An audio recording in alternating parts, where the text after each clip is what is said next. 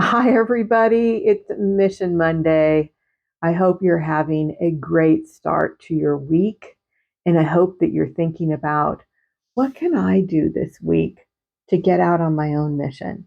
I have a great little story for you. If you new here, I'm Coach Cindy. I help women in the last half make it the best half by stopping hiding and getting out on their life's mission.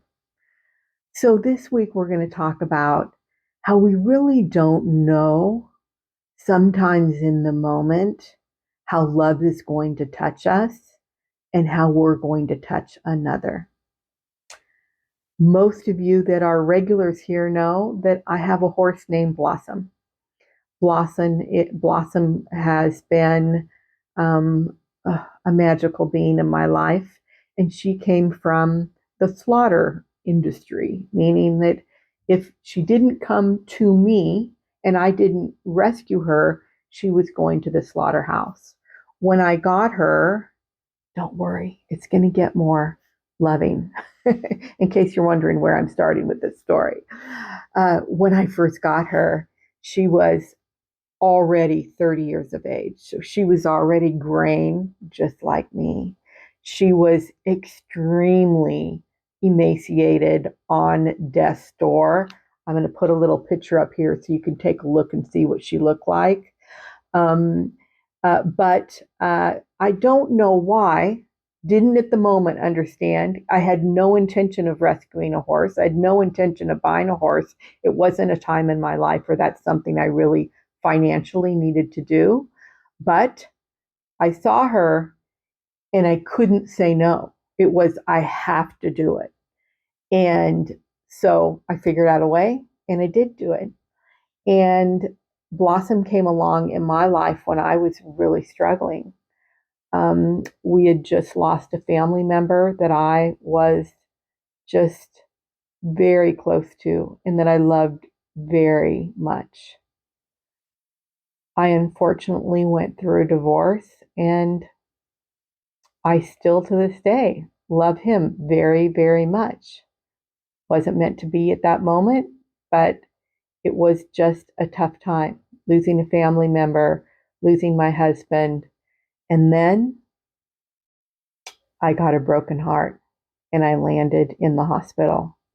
Now I call it my broken heart because it was broken, but the doctors call it a heart attack. So I lost my family member, I lost my husband, and I had a broken heart or a heart attack. It was a really tough time in my life. The type of time that gets you on your knees and gets you praying and, saying, please take me out of this pain and this suffering. And sure enough, that's when I saw Blossom. Why? I don't know, but I'm sure it was some kind of divinely intended thing. So I got Blossom. I brought her home. We meaning me, did everything we possibly could to get this horse back to better health. And she had so many health issues. It was unbelievable. But we got her back to better health. And for 3 years, she has been a magical being in my life. When I first got her, I was regrowing in ways I didn't even know. And I was helping her to regrow and have another lease on life.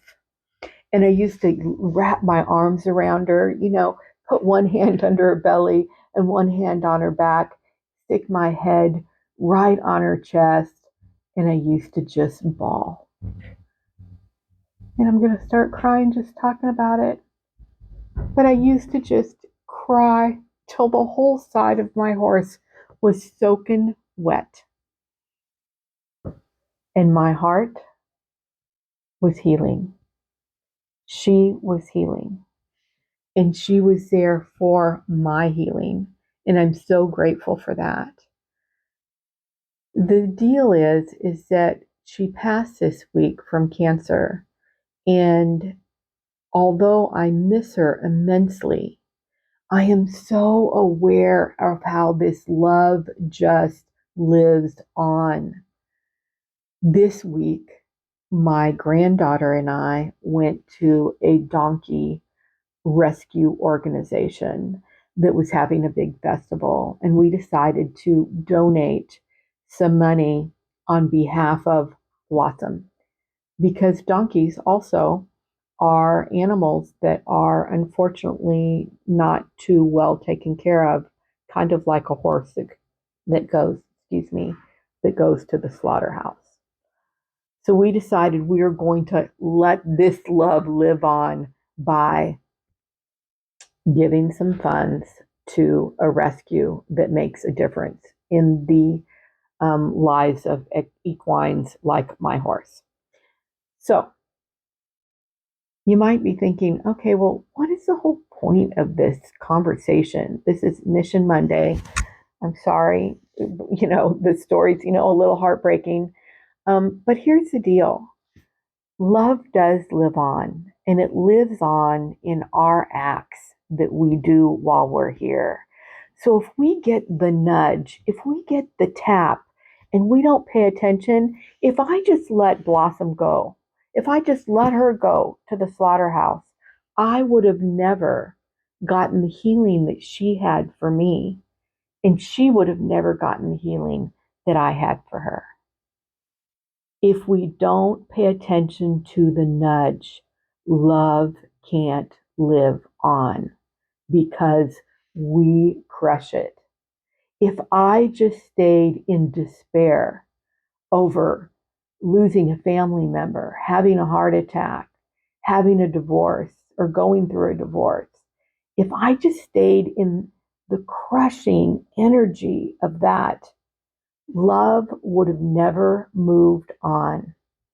Where in your life are you staying in that energy, the crushing energy of your past, and you're not letting love live on? We have to listen to the call and we have to answer the call. And that's called our mission.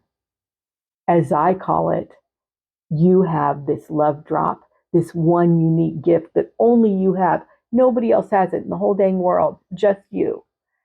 And you can honor the call by honoring your love drop.